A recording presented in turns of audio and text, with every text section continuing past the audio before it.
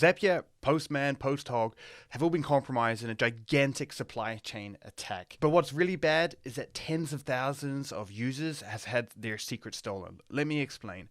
Around about 9 a.m. this morning, we first noticed that Zapier had multiple packages on NPM compromised. It was infected with malware that we'd actually seen before. In this case, it was in a file called setupbun.js, and this runs as a post-install script that basically injects malware onto the victim's machine or in their cloud accounts, etc. It searches the environment for secrets using a tool called TruffleHog, and once it finds those secrets, here it does something really nasty. It publishes them publicly in GitHub.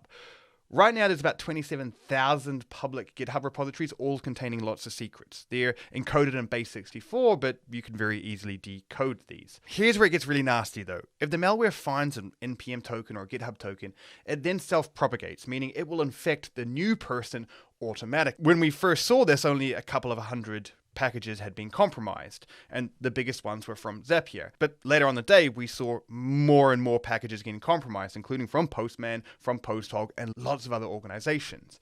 In total, it's around about 150 million weekly downloads from NPM and these packages has. And we know that it's already impacted tens of thousands of people because we can see it on GitHub. At the peak, I saw 28,000 public repositories. Many of these are being taken down, but many more are coming together. So this is still ongoing. And we're still finding new malicious packages being published at the moment.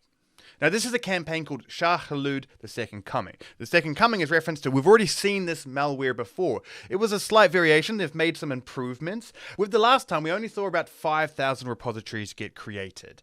But the fact that we're almost up to 30,000 repositories means that we've kind of got 6 times the impact. The thing about a worm is that it needs to reach a critical mass. And if it reaches that, it almost becomes unstoppable. Now, we didn't get that in the first campaign, and we're not quite there yet. But if this compromises just a couple more big projects, we really could be getting there. Here's what you need to do, though, if you're a developer, to make sure you're safe. Look at your applications and check all of the packages that they're using in something like your package lock.json file. In the comments, there's a blog post with an updated list of all the compromised packages. If you see one of those, you need to rotate all your keys immediately. The other thing you need to do is check your GitHub accounts and the GitHub accounts of your colleagues or your employees to make sure that a GitHub repository with the description Shai-Hulud, the Second Coming is not there, because then your secrets are not only being compromised, they're actually public. Here, you're going to need to rotate all of your secrets in all of your environments. If you want to be safe going forward, consider using something like SafeChain, which is a wrapper around things like NPM or pip, and it will actually block malicious installations before they happen.